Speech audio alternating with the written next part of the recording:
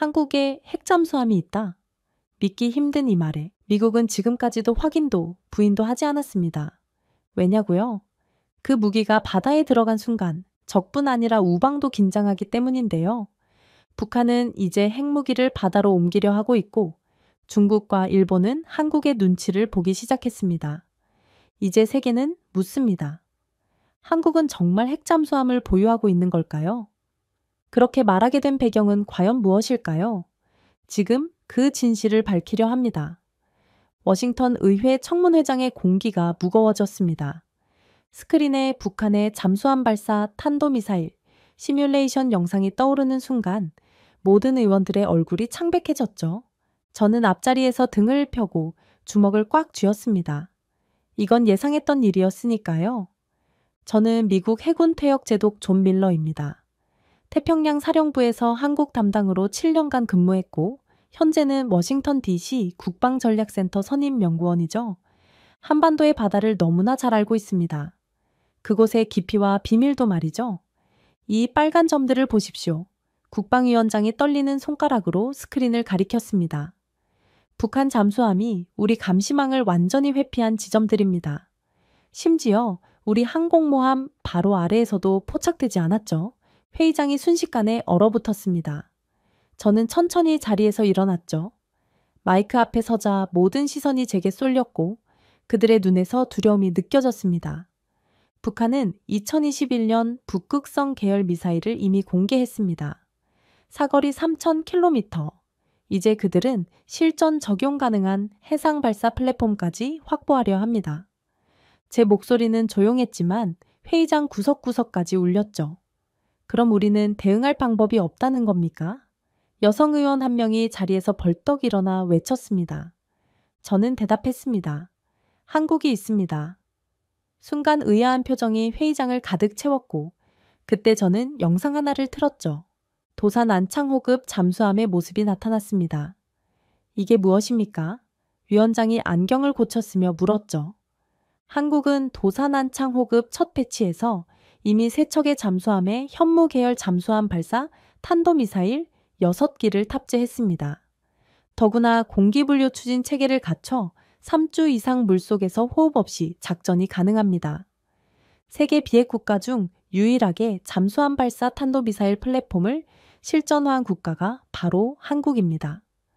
위원장이 놀란 표정으로 자료를 넘겼죠. 이런 정보가 왜 지금까지 공개되지 않았습니까? 칼을 갈 때는 조용히 하는 법입니다. 북한은 세상을 위협했지만 한국은 아무도 모르게 그 위협을 제어할 수단을 준비했습니다. 청문회가 끝난 후 노년의 상원 의원이 복도에서 제 팔을 붙잡았습니다. 그의 손이 떨리고 있었죠. 정직하게 말해보게. 우리 미국은 안전한가? 저는 그의 어깨에 손을 얹으며 진지하게 말했습니다. 아직도 전쟁은 총으로 나는 줄 아셨습니까? 이젠 바닷속 그 깊은 데서 먼저 시작됩니다. 저는 목소리를 낮추어 덧붙였습니다. 하지만 걱정 마십시오. 바닷속에서는 한국이 앞서 있으니까요. 그들이 바로 우리를 지킬 최후의 희망입니다. 워싱턴 청문회를 마치고 일주일 후 저는 부산 해군 작전 사령부에 도착했습니다.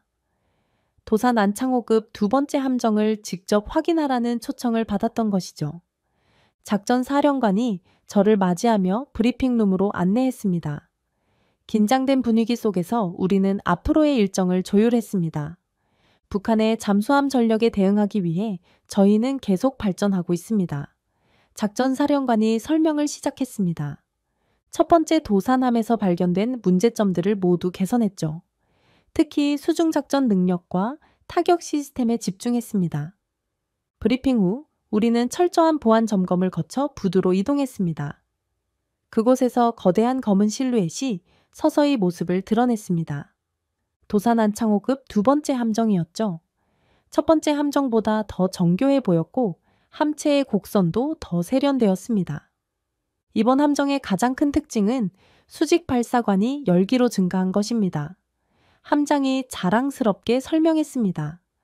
기존 6기에서 대폭 향상되었죠. 또한 새로운 리튬 배터리 시스템을 도입해 수중 체류 시간이 50% 증가했습니다. 이는 작전 반경과 지속성 측면에서 획기적인 발전입니다. 함정 내부로 들어서자 첨단 장비들이 눈에 들어왔습니다. 전투정보실에서 특히 인상적이었던 것은 통합 전투 시스템이었습니다. 모든 센서와 무기 체계가 하나로 연결되어 있었고 작전 요원들은 능숙하게 시스템을 운용하고 있었죠. 이 시스템들은 국내에서 개발한 겁니까? 제가 물었습니다. 첨단 기술이 빼곡히 들어찬 제어판을 보며 궁금증이 생겼습니다. 함장은 고개를 끄덕였습니다. 처음에는 독일 기술을 도입했지만 지금은 대부분 우리 기술로 발전시켰습니다. 특히 미사일 발사 시스템은 완전히 우리 손으로 만든 것이죠. 센서부터 제어 소프트웨어까지 모두 국내 개발 기술입니다. 저는 그의 말에 깊이 공감했습니다. 한국은 불과 20년 만에 잠수함 기술 의존국에서 선도국으로 변모했습니다. 비핵 국가로서는 세계 최초로 잠수함 발사 탄도미사일을 실전 배치한 국가가 되었죠. 특히 공기분료 추진 체계와 리튬 배터리의 결합은 다른 어떤 국가도 시도하지 않은 혁신이었습니다. 함정 견학을 마치고 나오는 길에 미 해군 장성이 물었습니다. 솔직히 어떻게 평가하나 우리 버지니아급과 비교하면 어느 정도일까? 저는 주저없이 대답했습니다.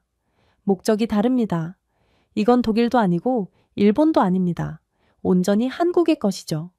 도산한창호는 그야말로 조선 기술의 심장입니다. 그는 의아한 표정으로 물었습니다. 그렇게까지 평가할 가치가 있을까?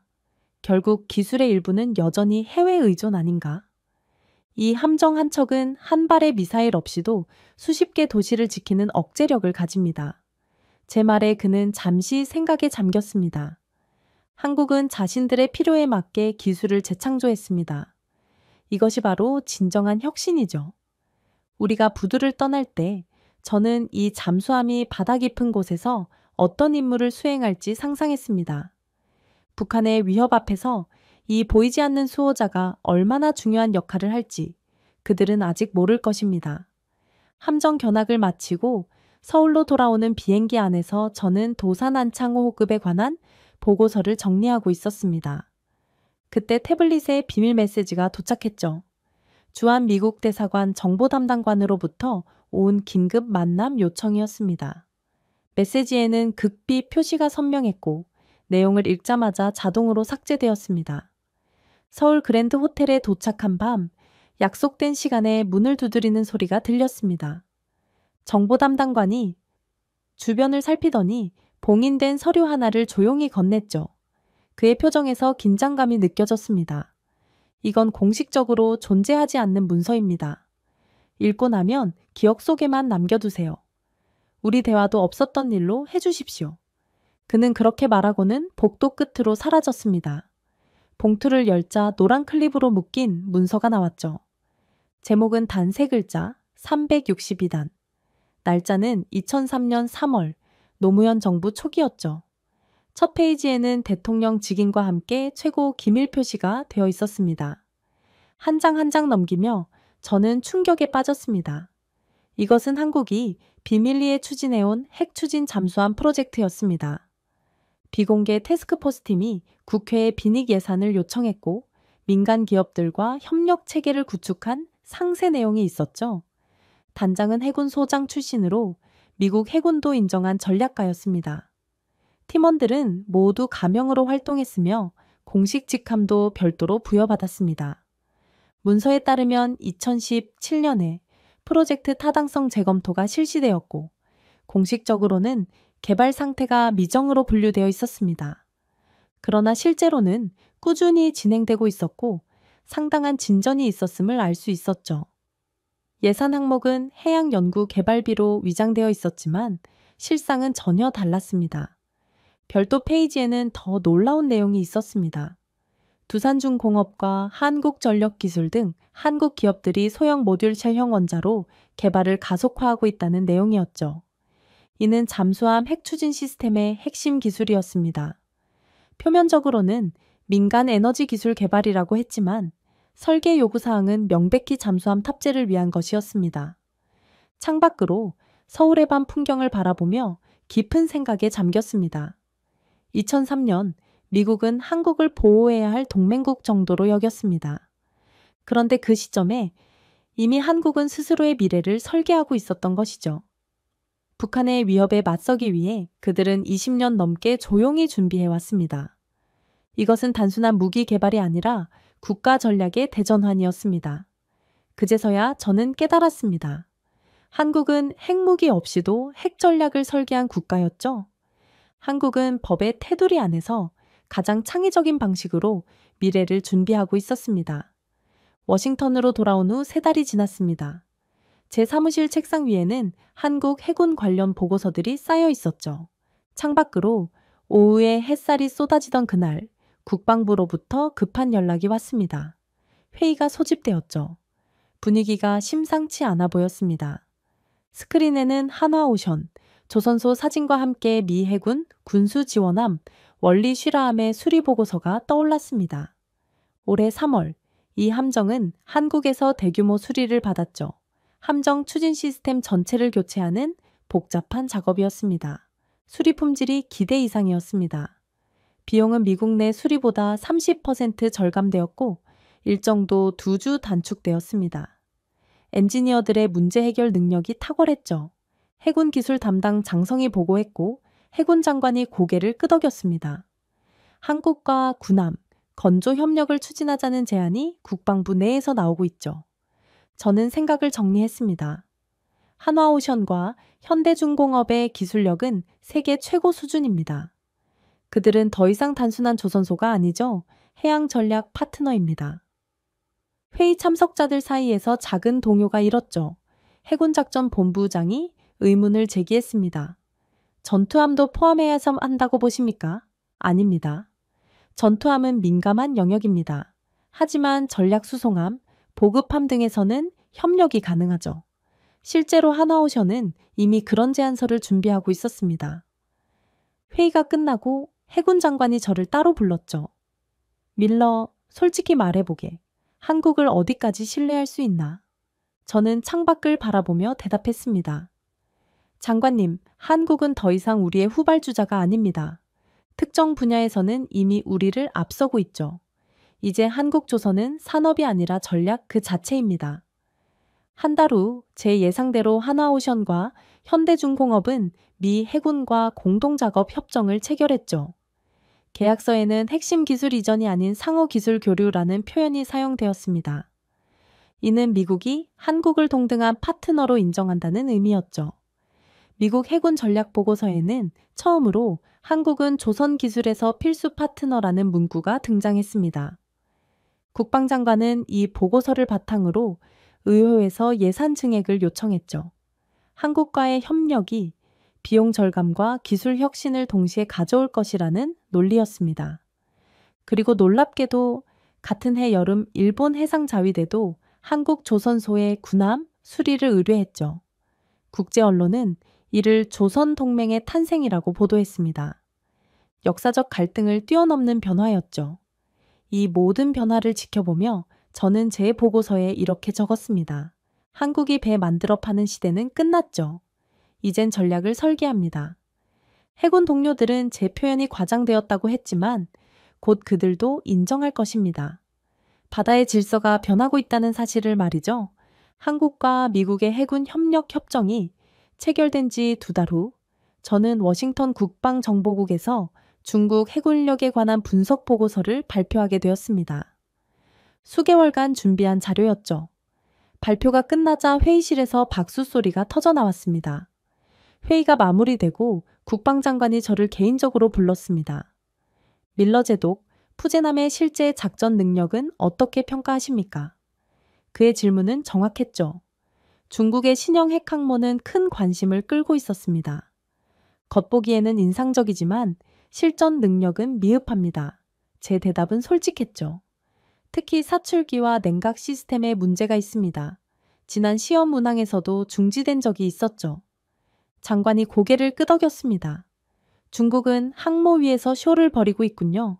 그렇다면 그들의 실질적 위협은 어디에 있습니까? 수중입니다. 저는 단호하게 말했죠. 중국은 잠수함 전력에 막대한 투자를 하고 있습니다. 특히 무인 잠수정에 집중하고 있죠. 회의실을 나오면서 저는 열흘 전 한화오션에서 보낸 비밀 자료를 떠올렸습니다. 그들은 무인 수중기와 기로에 대응 무인정 개발에 박차를 가하고 있었죠. 더 놀라운 것은 그 성능이었습니다. 다음 날 태평양 사령부로 향하는 비행기 안에서 저는 한국과 중국의 수중 전력을 비교하는 보고서를 작성했습니다. 표면적으로는 중국이 압도적으로 앞서 있었죠. 그러나 기술적 완성도 측면에서는 한국이 선두였습니다. 물밖은 중국의 쇼다. 물속은 한국의 기술이 지배한다. 저는 보고서 결론에 이렇게 적었죠. 이 문장이 나중에 국방부 내에서 유명해질 줄은 몰랐습니다. 하와이 진주만에 도착한 저는 곧바로 태평양 함대 사령관과 회의를 가졌습니다. 그는 중국 항모 위협에 대응하기 위한 새로운 전략을 원했지만 저는 오히려 수중 전력에 더 집중할 것을 권했습니다. 중국 항모의 진짜 약점은 수중 탐지 능력입니다. 제 설명에 사령관은 집중했죠. 한국의 무인 수중 시스템은 이 약점을 공략할 수 있습니다. 그들의 고스트 플릿 전략은 주목할 가치가 있습니다. 사령관이 고개를 갸우뚱했습니다. 고스트 플릿이라니요? 네, 사람 없이 움직이는 함정과 잠수정 무리를 말합니다. 제 설명에 그가 관심을 보였죠. 한국은 이미 실전 테스트를 마쳤고 중국 해군은 아직 이 기술에 대응할 준비가 되어 있지 않습니다. 회의가 끝난 후 저는 한국 해군과 화상 통화를 통해 공동훈련 계획을 논의했습니다. 태평양 깊은 곳에서 무인 시스템 간의 모의 전투를 시행하는 내용이었죠. 이는 미 해군 역사상 최초로 무인 잠수정을 주력으로 한 훈련이 될 것입니다. 중국은 크기로 위협합니다. 그러나 진짜 싸움은 보이지 않는 곳에서 일어납니다. 한국 해군 참모총장의 말에 저는 깊이 공감했죠. 바다 밑의 기술 전쟁에서 우리는 앞서 있습니다. 태평양 사령부 보고서에는 결국 이렇게 기록되었습니다. 중국의 항모는 강력한 심리적 위협이지만 실질적 해전에서는 한국의 무인 수중 기술이 더 결정적일 수 있다. 이 보고서는 이후 미국의 해양 전략에 큰 영향을 미쳤죠. 한 달 후 워싱턴에서 열린 해군 기술 컨퍼런스에서 저는 연단에 섰습니다. 싸움은 보이는 데서 안 납니다.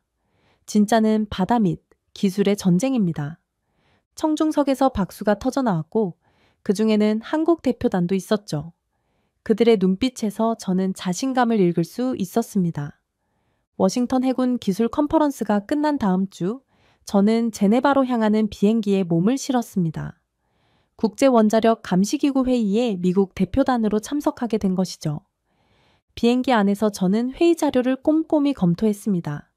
핵 확산 방지 협약과 관련된 내용이었고 특히 원자력으로 움직이는 잠수함 부분이 눈에 띄었죠. 제동님, 곧 착륙합니다. 부관의 알림에 저는 생각에서 깨어났습니다. 창밖으로 알프스 산맥이 보였죠. 다음 날 아침 회의장에는 세계 각국 대표들이 모여 있었습니다. 한국 대표단도 눈에 띄었죠. 그들은 평소보다 더 자신감 있어 보였습니다. 회의가 시작되고 원자력 잠수함에 관한 논의가 시작되었습니다.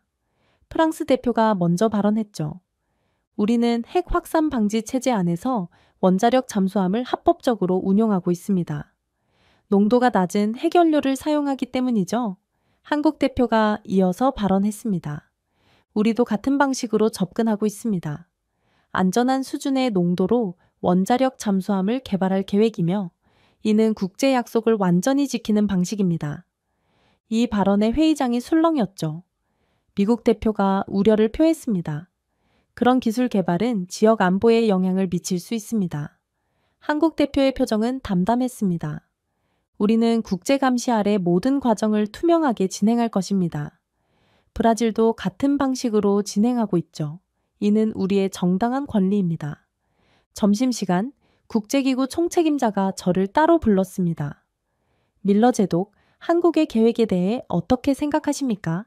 그의 질문은 직설적이었죠. 저는 조심스럽게 대답했습니다. 법적으로는 문제가 없습니다. 한국은 규정을 어기지 않고 있어요. 오히려 규칙 안에서 창의적인 접근을 하고 있죠. 총책임자가 고개를 끄덕였습니다. 그들의 기술력이 그만큼 발전했다는 뜻이군요. 네, 그렇습니다. 제 대답은 확신에 차 있었죠.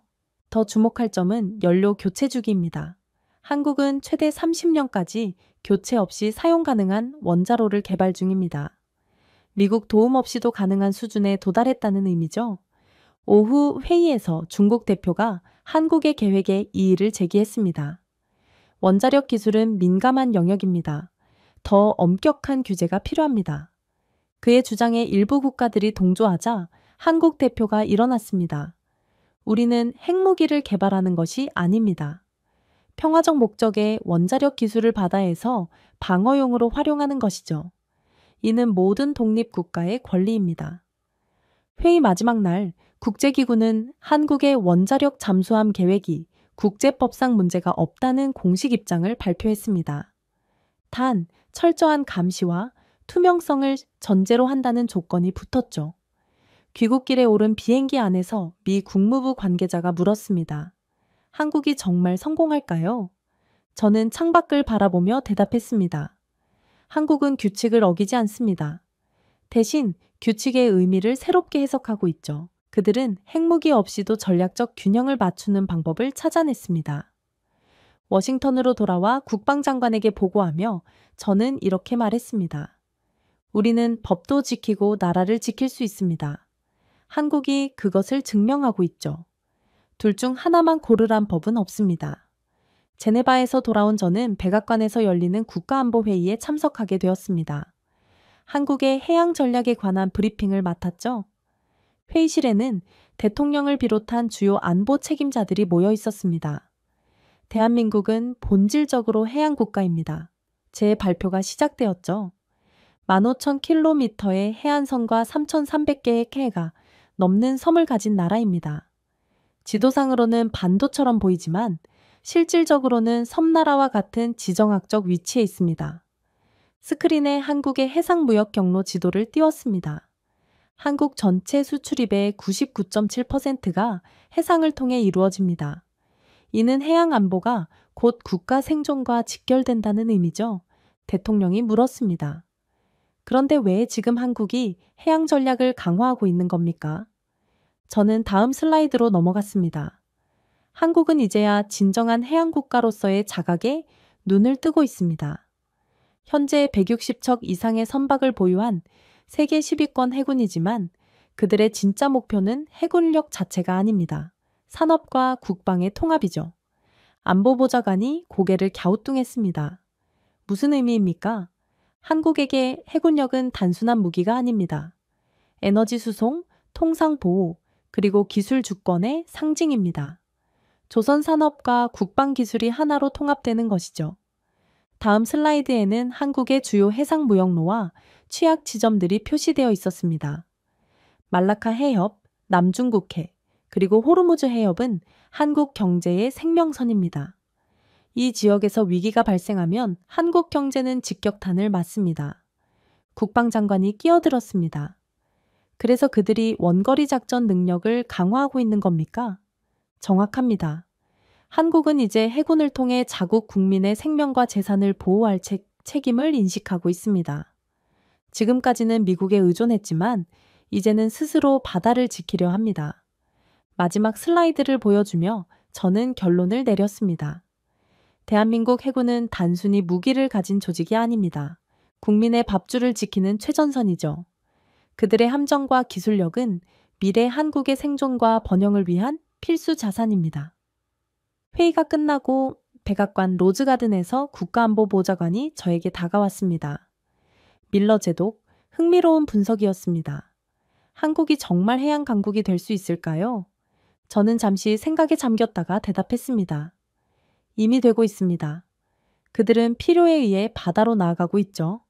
역설적이게도 북한이라는 육상 위협이 한국을 바다로 내몰았고 이것이 오히려 그들의 미래를 열고 있습니다.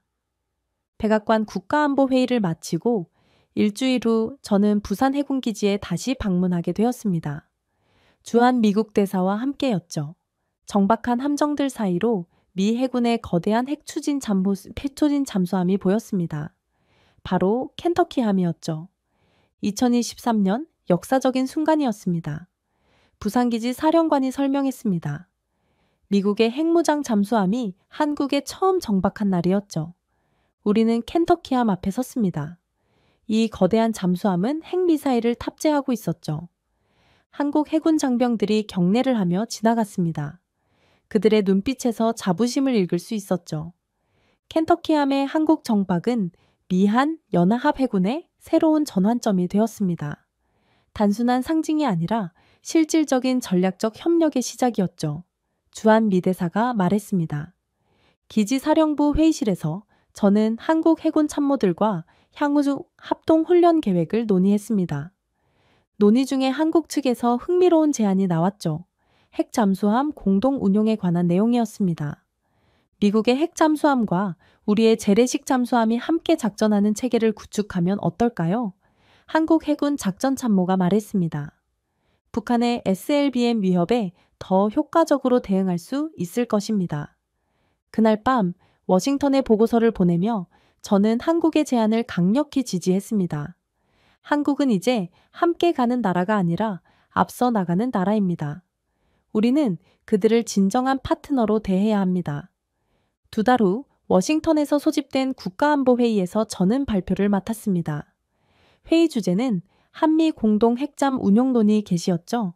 제 발표 후 참석자들 사이에서 논쟁이 벌어졌습니다. 너무 이른 시점이 아닌가요? 한국에 너무 많은 권한을 주는 것 아닙니까? 국무부 관리가 우려를 표했습니다. 저는 단호하게 반박했습니다.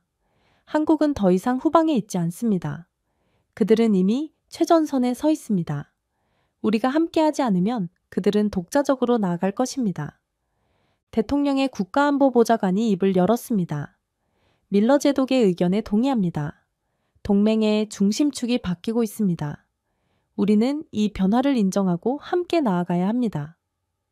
회의 결과 한미 공동 핵잠 운용에 관한 공식 협상이 시작되기로 결정되었습니다. 저는 전담 특사로 임명되었죠. 한국으로 돌아가기 전 은퇴를 앞둔 해군 원로 제독이 저를 찾아왔습니다. 밀러, 자네 임무가 미 해군 역사에 남을 겁니다. 70년 전 우리가 그들을 지켰지만 이제는 그들이 우리와 함께 세계를 지킬 때가 왔어요. 서울에 도착한 첫날 기자회견에서 한 기자가 물었습니다. 한국은 이제 미국의 보호가 필요 없다고 보십니까? 저는 미소를 지으며 대답했습니다. 우리는 더 이상 도움받는 나라가 아닙니다. 이젠 지켜주는 나라입니다. 한국과 미국, 우리는 함께 바다의 새로운 질서를 만들어가고 있습니다. 자, 오늘의 이야기는 여기까지입니다. 오늘 우리는 바다 깊은 곳에서 일어나고 있는 한국의 놀라운 변화를 함께 살펴보았습니다. 대한민국이 이제는 바다의 새로운 강자로 떠오르며 동맹의 중심축을 바꾸고 있습니다. 북한의 위협 앞에서 시작된 바다로의 여정이 이제는 세계 해양 질서를 새롭게 디자인하는 여정으로 확장되고 있습니다. 앞으로도 바다 위, 그리고 바다 아래에서 펼쳐질 한국의 새로운 도전을 기대해 주세요. 지금까지 우인스의 수진이었습니다. 오늘도 끝까지 함께 해주셔서 정말 감사합니다. 당신만의 해외 감동 이야기가 늘 당신 곁에서 따뜻한 순간으로 남길 바랍니다. 다음에도 따뜻한 이야기로 다시 찾아올게요. 수진이랑 우인스 다음에도 함께해요. 오늘도 행복한 하루 되세요. 사랑합니다.